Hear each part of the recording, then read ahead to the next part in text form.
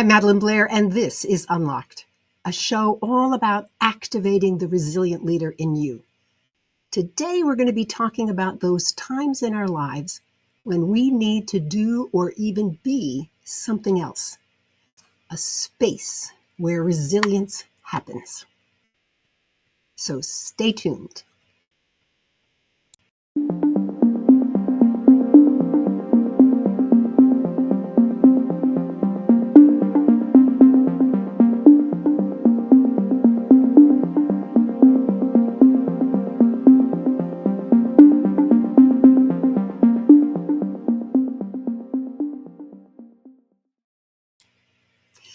I'm incredibly excited today because we're going to have not one but two guests, but in a very special way. So you're going to have to stay tuned to see how this works out. But my first guest, and I'm going to bring him on and tell you all about him. There he is, TJ Elliott. He's the former Chief Learning Officer and VP of Human Resources at Educational Testing Services, otherwise known as ETS. And he now leads the theater company he co-founded in 2018 called Knowledge Workings. Fascinating name, TJ. And his current work represents a return to a career that he held in the late 70s through the mid 80s, when he joined the corporate world in research and management consulting for and with some of our best known companies and organizations. I mean, from Pepsi to NASA. He's currently offering a play called Honor, which is playing off Broadway in New York City. TJ, welcome to Unlocked. Madelyn, thank you so much. It's a great pleasure to be here. Well, I'm going to just jump in immediately to our topic because reinventing oneself is really very much a new world problem. You know, we talk of taking on a new phase in our lives or doing a pivot or beginning a second career, returning to our roots or first love. You have written about reinvention, but more importantly, you've lived it. Why don't we begin with your story? So, I think this whole idea of reinventing does require something of a preface in that sometimes it gets interpreted in a way that I don't think is useful to start with. So this idea of, when people hear reinventing, they think of the phrase reinventing the wheel as if it's something that's already there for someone. I think it's better to think of it in terms of discovery. That what you're discovering is something that may have been there, lying dormant or latent there, or that circumstances have now brought you to a different place. So, I come out of college in 1973. I had been doing theater, but I went to work as a teacher in a reform school up in Upper Westchester County in New York, and then got an opportunity to go work in behavioral health, what was called mental health, alcoholism counseling in upstate New York there. And that for me was sort of my first, I don't even know it was a reinvention so much as it was an invention there. It was a field that was just, if for want of a better word, professionalizing at that point. So I was very lucky to get in there at that time. And I discovered a few things about how one's identity is formed. There's how people see you, there's how you see yourself, and there's how you fear that other people see you in terms of that. And so I looked at how were people going to see a 24-year-old guy who was not in recovery, which most alcoholism counselors were. How were they possibly going to see me as someone who was useful to them? How did you have that credibility? I think that's one of the things about reinvention is that some people don't try to reinvent themselves because they're afraid that, oh, that's too arduous a task that I can't go on there. Other people don't understand that there's some work to be done, so they find themselves sort of floundering after they've announced that they have a particular uh, uh, desire to be seen in a different way. So that was a great lesson for me in 1976, that by meeting with other people who knew a great deal about what I wanted to know by reading everything that I could, by then taking that understanding and writing about it first for myself and then for others, and then taking every opportunity to continue to be in dialogue about it. Eventually, the identity built within me and outside of me. And then a few years later, I was in a position in my life where I had a chance to return to acting.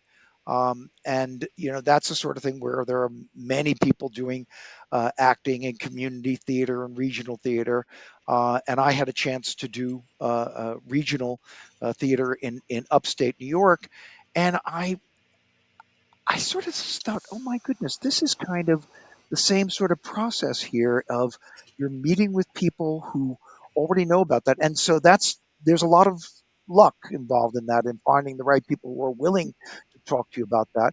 And then there's the practice. There's James Joyce in Ulysses.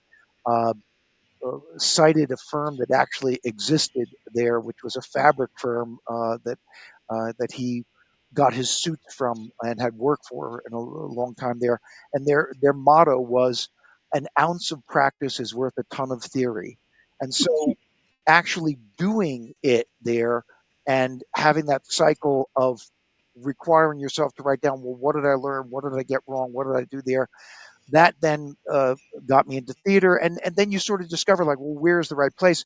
uh, Playwright was a better spot for me than actor. I think my nervous system was better tuned to that than it was, not so much the performance, but to the endless auditions and rejections that any actor has to sort of suffer. And along the way, I met my wife Marjorie. We got married in 1983, and we had our first child in 1985. And I think that's another part of this, is that circumstances sometimes require us to reinvent. It's not always this spontaneous decision of like, oh well, I'm going to go do this. Uh, you discover things that children, they like food and they need clothes. Shelter is a good idea Yeah. for them. And I can recall Marjorie having a conversation with me in a coffee shop on Hudson Street in New York City, and explaining these things to me. And at that point, I started to uh, move towards the corporate world. Took a full time job, and then I got hired by American Airlines. And there's a wonderful John Dos Passos quote, which I might not get completely right, but it's to the point that it's not so much that we choose certain careers, but they engulf us. And I think once you start doing something there, one of the it's both an advantage and a danger, is that the career starts to engulf you. That's what you're doing all the time. And if you have a particular mindset, then you want to get better at and better at it, and you get noticed, and and before you know it, you're like, well, hang on a second, I only did this because those kids, which we have three wonderful children who are now all grown up and have children of their own. Uh, that, and you realize, okay, so now I'm in a different place. But the really good news for me was that the things that I had learned in those previous two reinventions, incarnations, whatever word works for people there, they served me. Again, it was, who are the people to whom you talk? What are uh, the little tasks that you can do to build experience, to reflect upon, so that you're then ready for the larger tasks that are there? What are the things that you need to read that then you interact with, that you start to weave into those conversations there, so that people can come back and people tell you there's other things that you should be looking at there. And so that's how I ended up in a career that went from leading a nonprofit to management consulting to, as you said, being the chief learning officer at ETS. Well, that's quite a journey. And I want to pick up on that one aspect where you said suddenly there were children coming. And so you needed to shift. Yeah. And one of my major shifts was when my daughter got married, and Mm. suddenly I was freed. So I said, okay, now I can start my business. And it meant leaving a rather lucrative job, but it was okay Yeah. because I had done a great deal. I thought I had contributed to the world. Now it was time for me to contribute in a new way. So you're right. Time, no, let me say that differently. Life changes engulf you as well as career. Absolutely. And one of the things that struck me as I reflected on this when I finally got to ETS in 2001, uh, I started to write about it with the title of Leaving the Field, because I thought back to those days in behavioral health. And, of course, you have friends and colleagues, as you did, I'm sure, at that job there. And they see it as a departure, and indeed it is there. And I think that one of the neglected aspects of reinvention is making sure that your departure from the previous invention, the previous state there, is done properly.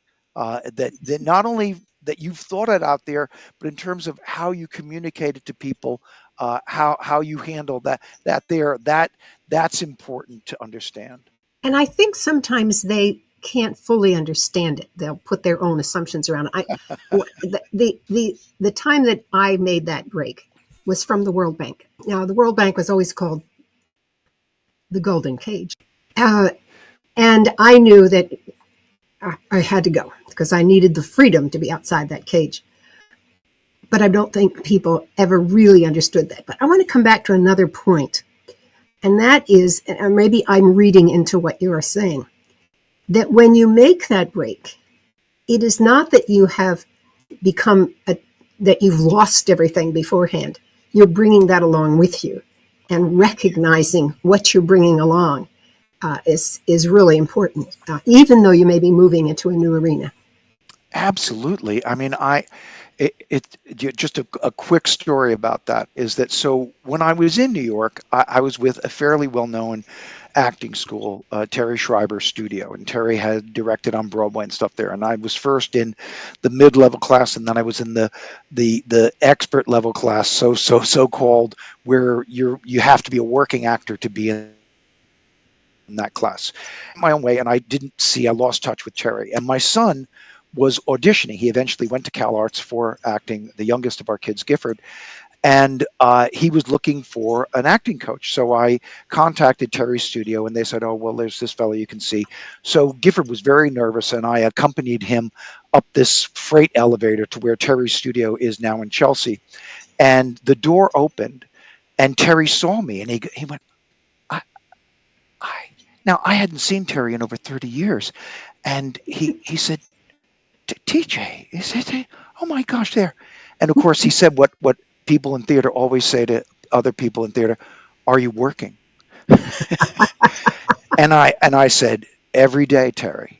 And I meant it. And I then proceeded to tell him how what I learned in Terry's class with my other teacher, Jill Andre, there had served me so well. So your point is like, it's not as if you're dumping, it's not like some spy movie where you've got to get rid of the previous identity there. No, it's not that at all.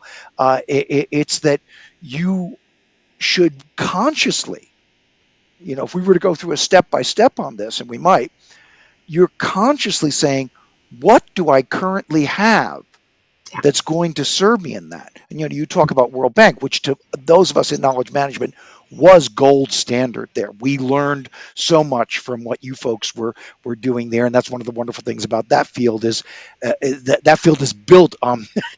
We know how important it is to share knowledge with each other there. Uh, so it's, I've got these things here. What do I take to the next area there? The difficulty with it, if I may say, is that, and yeah, you kind of mentioned this, where people sometimes have a hard time with it there. They have a hard time letting you go, and the people in the new field may say, "Well, now hang on a second. Your identity was XYZ, and now you're Mhm. saying you want it to be ABC." Mhm. Yep. Well, whenever you're in an organization, of course, there are stories around you. And So they will pick a story that makes logical sense to them. And they don't really want to let that go. uh, and you're right. You have to make a conscious, now let me say that differently. You really have to think through what is it that I'm bringing to the current work that when I move to the new, it's right there and I can use it. I've often said to students in particular, sometimes don't worry about the specifics of what you're learning. Just remember it because Yeah, it's going to be there when you need it and you bring yeah, it up. yeah, And you might be surprised when you bring it up. I mean, my undergraduate degree is in mathematics. I have never yeah. lost that capacity to think about a problem from that perspective. So, That's wonderful. I mean, I just think, and I did not know that, and I just, so now I see. This is the thing about identity here. So now I go like, oh, that makes perfect sense. oh, now I'm curious as to why it makes perfect sense, TJ. Well, I think when I look at the work that you've done there, there's an orderliness to it. And that's something that I really appreciate when people are laying out a framework for understanding something there.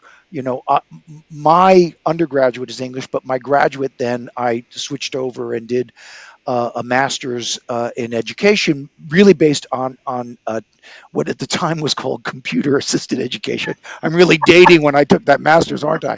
And I didn't take it very early, but that's how the world changed. And so there's Gagne and Briggs had this whole thing about events of learning there, and there's this recalling past knowledge, and there's the way in which you present knowledge there. So coming from a mathematics background serves very well in my view. Yeah, it does amazingly things for you. Yeah, You just there are avenues that many people wouldn't even venture to walk down. And to me, it's just sort of, this is the only way to think about it. Yeah, very, very different. Well, I have another perspective on this, which I'd really like your perspective. How does a person really know when they've got to? They really, okay, they may not be able to make the shift immediately, but they know that they need to do it. How do they know that? well, when I wrote about this in a series of blog posts, and I wanted to emphasize something very strongly from what I had learned, not just myself, but then once you've done this, I've talked to hundreds of people who wanted to do this. And I was very lucky, whether I was talking to them when I was a management consultant, or especially, when I became chief learning officer. Lots of people were in a particular position. Maybe they were a scientist at ETS, and now they're like, well, hang on a second, I want to reinvent myself so I can be on this managerial path there. And I would say, okay, don't start with the what you want to do. Let's wipe that away for a moment here. Let's go back to the why. Yeah. What is it within you that has you be saying this right now? Is it because you're bored? Is it because you're looking for more money? Is it because you want the esteem of others? There's nothing wrong with any of those. It's completely neutral in terms Right. of the valuing of that there. But unless you start with the why, then I think there's a danger of being skewed as you consider what it is you want to do there. So, and I'll just to tell you one of the ways that would play out is that people say, well, I'm going to take an MBA. And I'd say, okay, why are you going to take an MBA?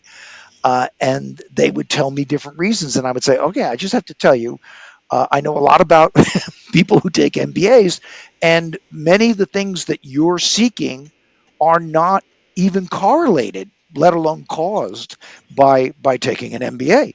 So let's talk more about what it is that you want and then sort of Mm. move from there. Some of them went on and did do that education and it served them well. Others said, oh, I should go in a different direction there. I had one person who went from wanting to do an MBA to taking a master's in divinity because the reinvention they wanted was much more in how they saw themselves than it was in any particular occupational achievement that was there. And I was so proud of them that they figured that out and that they had a really good time with the masters in divinity. So I think the question of how do people know, really comes is sort of a self-examination. Benjamin Franklin said that there were three things that were hard, and the hardest of them was to know oneself. I think that's still true. It takes time, it takes methods, and it takes other people. The other danger here, going back to your question of how do you know, if how you know is only through your own sort of internal thinking there, I find that a little bit dangerous. I think you've got to have other friends. Charles Snyder wrote about this years ago in his research on people who were survivors, is that they had friends to whom they could turn to talk about ways to get to where they wanted to go, but first to talk about where is it they wanted to go. So I think how you know is in part through your own sense of something needs to change. I'm looking for something and I'm going to figure out that something, and in part in your conversations with others to check that out. I really like that. Uh, I really like that a lot. I often ask people to write stories from their own life because when you look at at previous events in your life, that's part of what formed you, and it gives you information about who you are. But you're right; you have to also look at the characters that are in that story, because every now and then they play a real influence. Um, And yeah. can I just say that's an excellent tool. If we're those who are listening to this here, write that one down so that you can then write down the story there, because that I think is really an important tool. And another way in which I've done that, and this started when I was a consultant, I came across the work of Gervais Bush.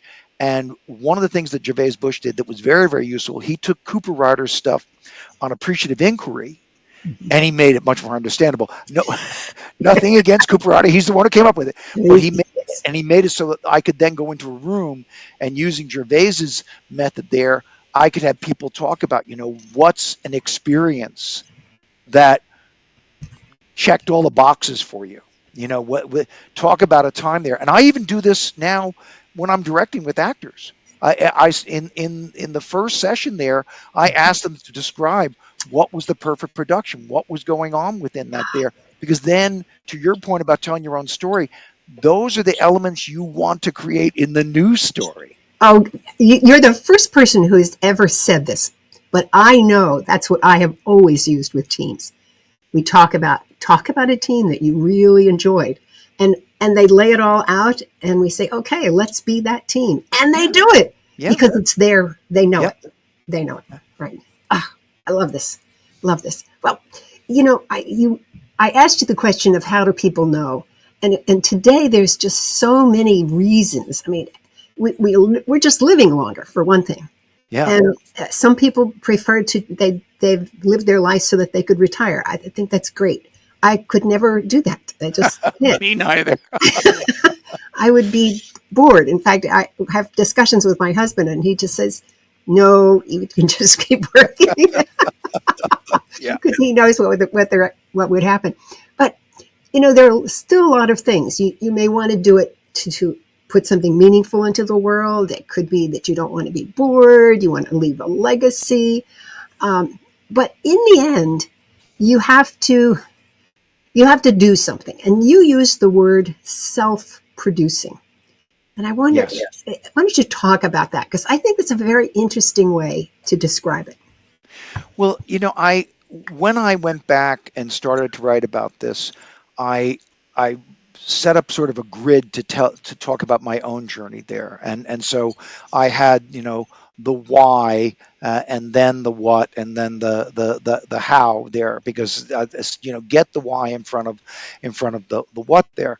Um, so I was 60 and I got a cancer diagnosis, and out of nowhere.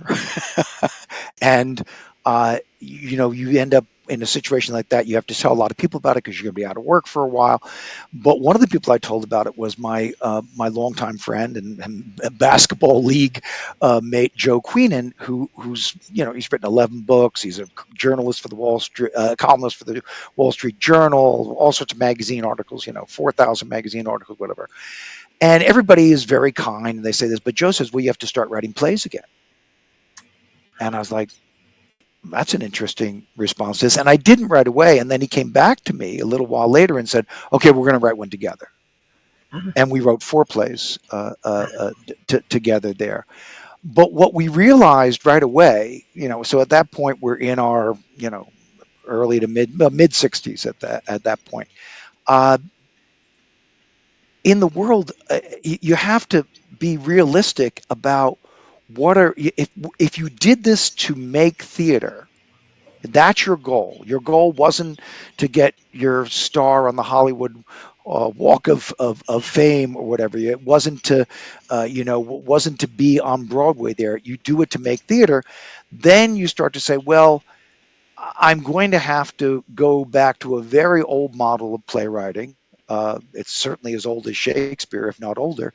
And I'm going to have to figure out how to put this up myself. And this goes back to an earlier point that you made. I mean, constantly people are saying, how do you know how to produce? I say, I was in the corporate world for years. yeah, And one of my actors, his straight job was he was an IT project manager. And he says the same thing. It's like, you have these things which you can then redeploy in these new circumstances there. So we recently had a panel, I guess it was just last week, on self-producing playwrights, and a bunch of playwrights in the New York City area came there, and we had four other people talking about it. And the first thing that they talked about was, do you have the right mindset for this? Because it is going to be more difficult than having somebody else produce it for you, that by definition. And you're then wearing at least two hats. right. You're the playwright, but you have to think functionally about, where is the space for this? How are you getting the money for this? If it's an equity show, our current show is an equity show. How are you dealing with that union and the union regulations? And so all of these things come into it there. But the I go back a lot of times to theorists who influenced me, and Albert Bandura was an enormous influence on me from a very early time, even going all the way back to the alcoholism counselor days there, because this idea of self-efficacy as opposed to self-confidence. Confidence is sort of Yeah, this construct there, but efficacy is that somehow we have gained a feeling that we can do things. yeah. And so if you don't have self-efficacy, then it's probably a bad idea to go into self producing. If you don't have that sense that I can figure out how to put these things together, I know how to talk to other people, I know how to ask for help, and I know how to give things in return for that assistance there, that's really, really important. But perhaps the most critical thing about self producing is that you want to see something happen. I loved all of Stephen Sondheim's work there, but particularly there's a song in Sundays in the Park with George uh, that has the line, I made a hat. And it's all about imagining Surratt sitting inside while everybody else is walking by outside, and taking the time, the diligence to paint the hat that he wants there, and feeling then so satisfied. Well, that's what self-producing is about. If that's what that's the satisfaction that you'll have. But what I particularly like about Sondheim's lyric there is that it emphasizes that there's a lot of stuff you're going to miss out on. You're going to have to sit there and make, no one else is going to make the hat for you. There, you're going to miss out on opportunities, and you have to be comfortable with that. I love that word efficacy. It's not a word that's used very often, It isn't, I know.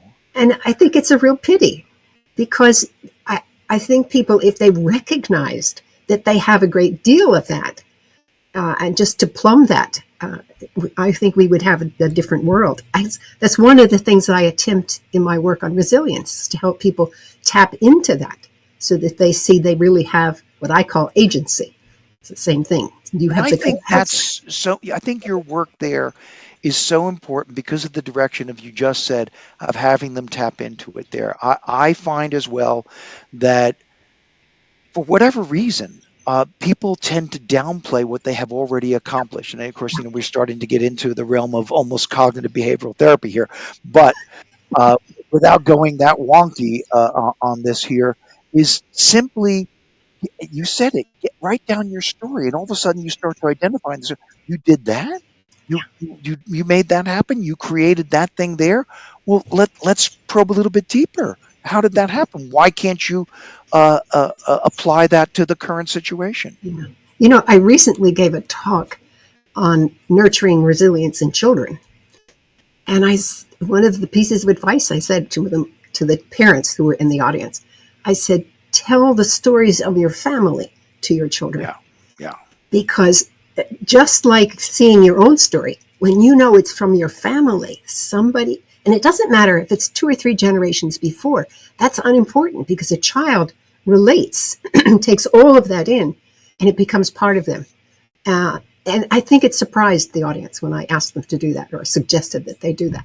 I think that's so valuable that you do that. Part of that journey that I talked about, and I kind of skipped over this part, is that in 1980, I got hired at St. Vincent's Hospital in what was then their federally funded sort of super program of behavioral health as a family counselor.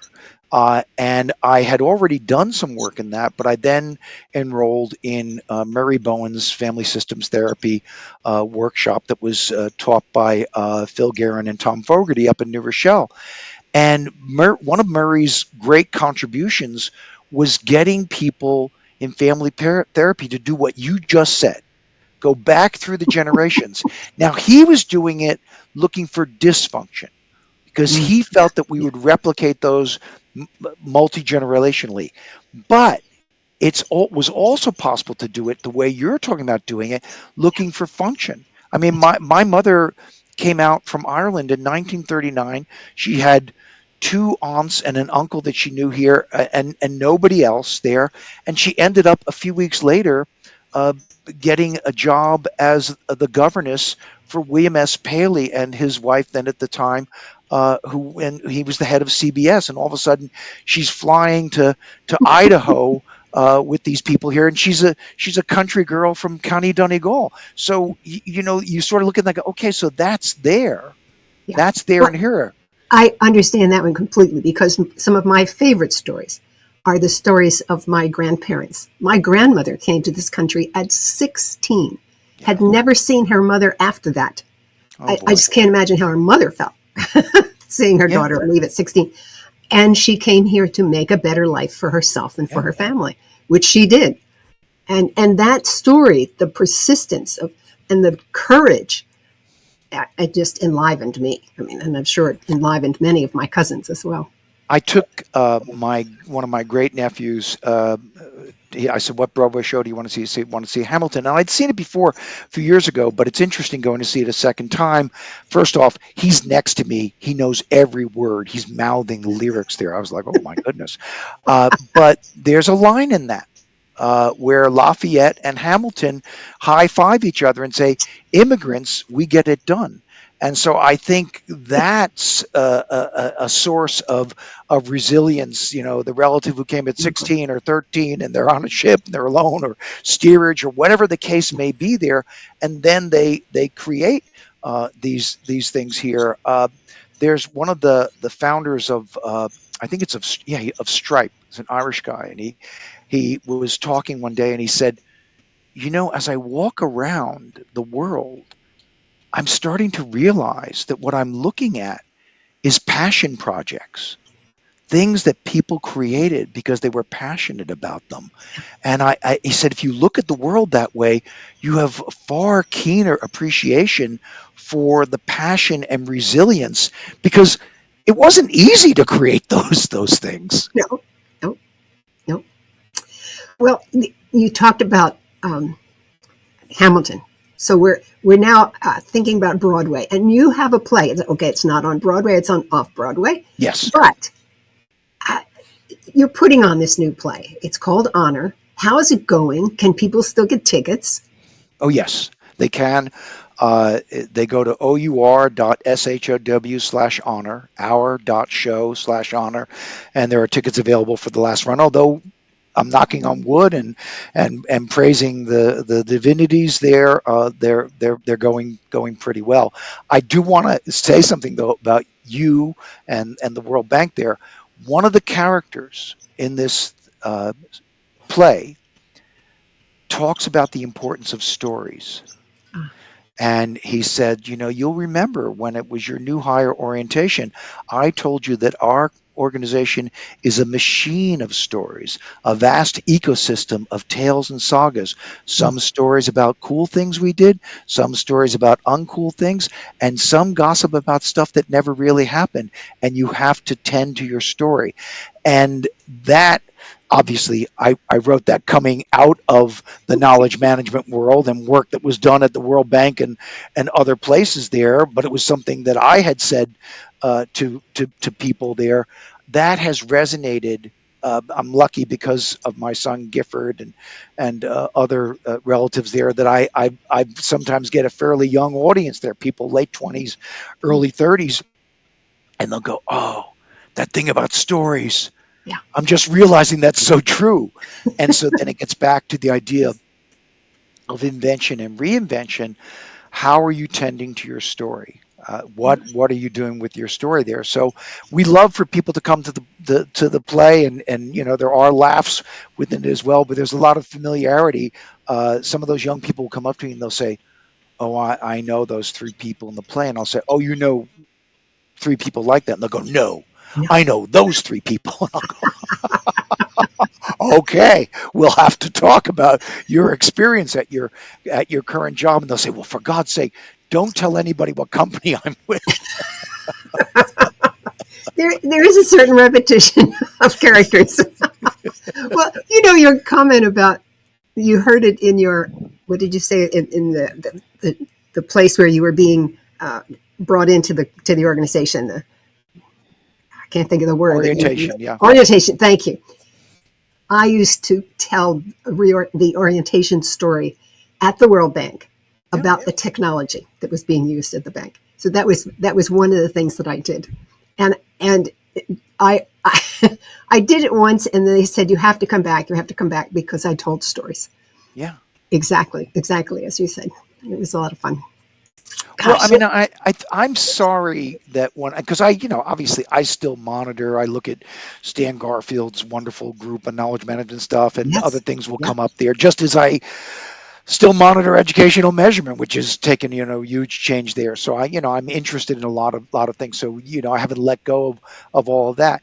But I was prompted to go back and look at Art Kleiner's article about storytelling in organizations. I know Steve Denning did stuff mhm, about storytelling in organizations there, and I don't know, because I've left that world to a certain extent. How much do people still talk about that? Because I found it extremely valuable for individuals to, it's like Gareth Morgan's old images of organization. That's one image of an yes. organization, to think of it as this, Arabian Nights. Oh, that's fascinating. Well, the storytelling community, in particular, storytelling in organizations, which is what you're thinking about, not necessarily the storytelling that a lot of people think of Right, as the right. stage storytelling, is very alive and well. I'm glad to I hear that. Yes, I'm always in contact with them. Uh, they've all written me into their books, although I've never written a book about it. um, and it is it is matured now, so that there are it's not the glib description. It's a much deeper description. People like Mary Alice Arthur, who have written a book called 365 Alive. Oh, Amazing stories for each day, where it is really an internal, personal kind of mhm. exploration. There's this the Story of the Nine Muses by David Hutchins. Oh, I've heard of that one, but I haven't read it. Okay. Ah, excellent book, and it really talks about method of how you bring it into the organization. So yes, it's alive and well. And I'm I've glad to hear I've that. actually been playing with the idea of doing a special on E360 TV with some of the key players.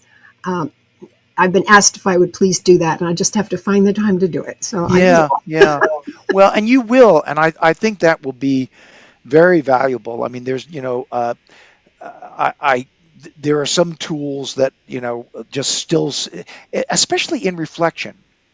I go back and look and Yes. go, oh, that was, I used a lot of stuff, but that one was more valuable than some other things that I used. Yeah. Wow. TJ, this conversation is just every conversation I have with people like you, it takes on a life of its own. So I want to really thank you and appreciate so much that you've done that. But I have to tell the audience that next week you're going to be back to talk about Yes, a slightly different topic. that's right. Yes, yes. All right. Well, let me just say thank you so much, DJ. And I really should give you a chance to say a couple of final words to this audience who's talking about reinvention. Well, I think that we should not sell ourselves short. That that there's nothing to be lost in exploring the idea of why I might want to reinvent, why I might want to be doing something else in terms of doing that. And in doing so, we should know that there are lots of sources out there to help us that are, yeah, people can go and read my stuff on Reinvention for free. They can send me an email, and I've never turned anyone down because I never got turned down, who's asked for help in that regard. But I also want to say, you're thanking me, but you're the one who's providing a platform for me to think about these things again. And so I will go forth in what I do next, refreshed and strengthened by this conversation. And that's what we need to keep doing for each other. We need to keep having these conversations because they give us the very active hope that we can do something else, that we can change things, that we can get somewhere that we want to go. I so appreciate those final words. Thank you. Thank you. Well, I promised you something different for Grounds for Thought, so let's get over there. Every now and then, there is something that changes how I think about the world. Grounds for Thought is a place where I talk about these moments so that you can explore the meaning for yourself. Look at this. There's not one face on the screen, there's two. I have invited back Bruce Cryer because he talked about reinvention in our show.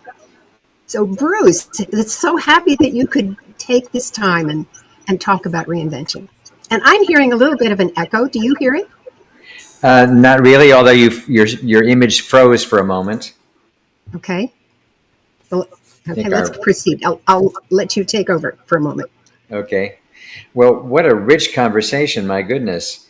So many interesting parallels, too. Not only has reinvention been a major focus of my life for the last almost 15 years, it was initiated partly because of a cancer diagnosis that happened in my life right around the time TJ's happened in his. I was 56 when it happened. And a series of events that unfolded after that helped me realize that I needed to change just about everything about my life.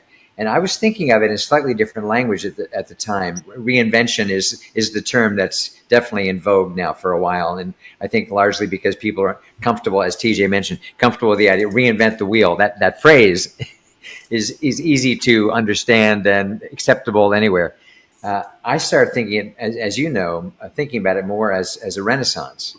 That, in fact, when I was going through all that I went through and was coming back, again, some of the parallels with TJ are quite striking. I came back to singing and dancing. I was, as you know, a young singer, dancer, actor in Broadway. Ahead of him, actually, it was a number of years before he was. But in the aftermath of cancer and a whole host of things that unfolded over the next couple of years, I realized I wanted to sing again and I wanted to dance again. And I, by the way, I now had 2 titanium hips, so dancing wasn't automatic. Like I had to, well, can I actually do it? Am I going to look like the Tin Man, kind of trying to be this weird dancer? But little by little, as I got out there and was performing more and more in corporate environments where I was still similar to both of you. I think we have a lot of common roots, and I've done work at the World Bank on behalf of something called the Heart Math Institute, and at the IFC as well as the World Bank itself. So familiar with a lot of the conversation. Was fascinating to me. But in my journey, because I'd gone through these couple of life-threatening conditions, and people knew I had recovered. But then they also knew I was now singing and dancing again, and some of them never knew I'd even done that, because for years, since the late 70s, I had not done that. I had been mostly a marketing person, then part of the development team of Heart Math, later CEO, very much in the corporate world, very much in the learning development world, know a lot of HR directors. That was my world. And suddenly I'm singing again, and like pretty darn good. People were like amazed. And the term Renaissance man was being used about me. He said, you're a Renaissance man, literally in two ways. You're doing all these creative things that you are clearly talented in, but you also dodged a couple of bullets there, and you're still alive. Thank God for that. Yes. And I kept pondering that and realized, and I came up with my own term, which I call Renaissance human, which I'm basically saying that we all have the power inbred, designed into our DNA to create life. That's irrefutable.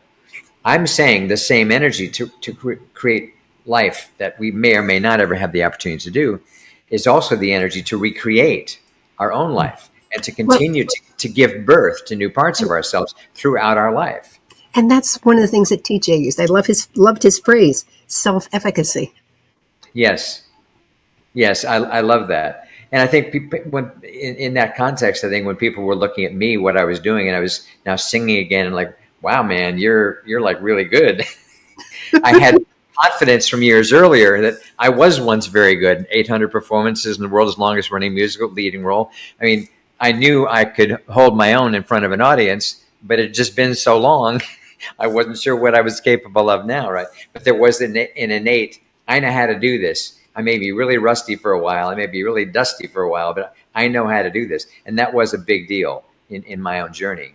Mm-hmm. But I think I found so many. I've taken lots of notes, actually, because I found it so interesting to hear from both of you.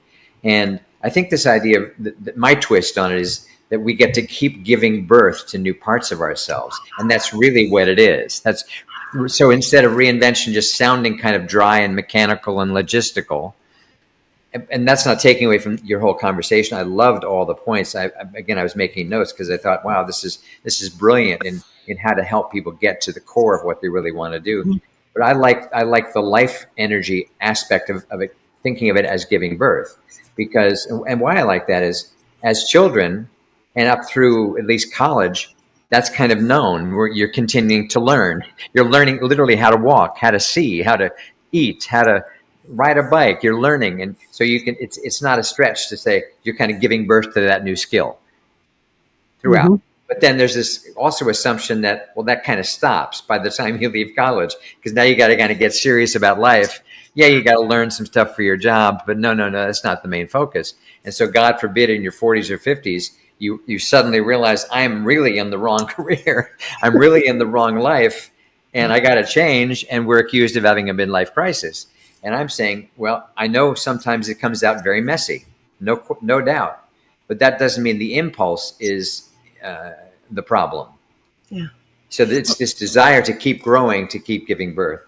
I loved your phrase that it gives birth to a new part of who you are. Because exactly. I think we're amazing creatures. And, exactly. And we don't always, the word is reify, but let me use a more common word. We don't really allow all of ourselves to be present in the world. Exactly. And part of it is we actually don't know all the parts of ourselves. Yes. And I mean, when I heard some of the neuroscience research that there was evidence in 80 and 90-year-olds of new brain cells being formed, I love it. Instead of assuming that we're all sort of on this decline cognitively, which means the brain's shrinking, everything's contracting, and there's kind of no choice. You can kind of stretch a little bit every so often and not have it be completely devastating and horrific. Mm-hmm. However, science is saying, actually, that assumption that we're just kind of losing everything is an assumption based on lifestyle, based on how we're living, based on the collective myths we're buying into. But I mean, the collective age of the three of us is hundreds of years. On the other hand, we're all very alive, and there's a Yes. playfulness to all of us. Yes. And that's what I also was kind of tapping into, was keeping curiosity alive, keeping playfulness alive, keeping inquisitiveness alive. That's so important. And to me, that's at the core of why people would want to reinvent themselves. Yeah. But they've got to also keep that alive, because you might be in the middle of a process, as I am right now, about to make a move 3,000 miles back home to the Bay Area, and not having the whole plan figured out. And I'm fine with that because I know I need to do it, and it will kind of unfold as I've made the step. I've announced the date I'm leaving and told people I'm coming back. Where I'm living, not sure yet, but it will unfold. But I'm also aware that we have to learn flexibility too. Mm-hmm. Staying curious and staying playful also means things will change. And the plan you were sure was what was going to happen, suddenly, whoa, that's not going to happen. How quickly can we flex? And I think that's a lot of why people are even wanting to reinvent, is they're realizing something has to shift. It could be a health issue. It could be all kinds of things that brings it out. All kinds of things. Exactly. Bruce, thank you again for being willing to sit and just listen, and then just to have this wonderful, and you've brought a new piece there, that we give birth to new parts of ourselves. I'm very excited about that. So thank you. It's a pleasure. Thank you for the invitation. This was so fun, and particularly learning about TJ's background. We have common friends. He knows some of my family. We were acting at sort of similar times, and the way he's come back to that mirrors a lot of mine. As you know, I released an album of original songs 6 years ago, and I never imagined I'd even write a song, let alone write several, let alone record an album and release them. And so you never know. And there were some people who were kind of thinking, "Oh, Bruce, this is cute. He's having a midlife crisis. He's got to get in the studio. He's got to be a pop star." No, that's not really what was going on. Okay. Thank you so much. You're welcome. Thank you. I told you this show was going to be exciting. I mean, gosh, two amazing people. Well, as I said earlier, next week, TJ is going to come back, and we're going to be talking about workplace challenges. And let me tell you, TJ knows about this. He has looked at it very deeply. So be sure you return. Well, in that stint, let me say that again. Thank you for joining me today. I hope you've enjoyed this conversation and learned something new. And if you're on YouTube, help others to find better what they're looking for by clicking that like button and subscribing. And by the way, if you liked this idea of 2 shows back to back with the same guest, let me know.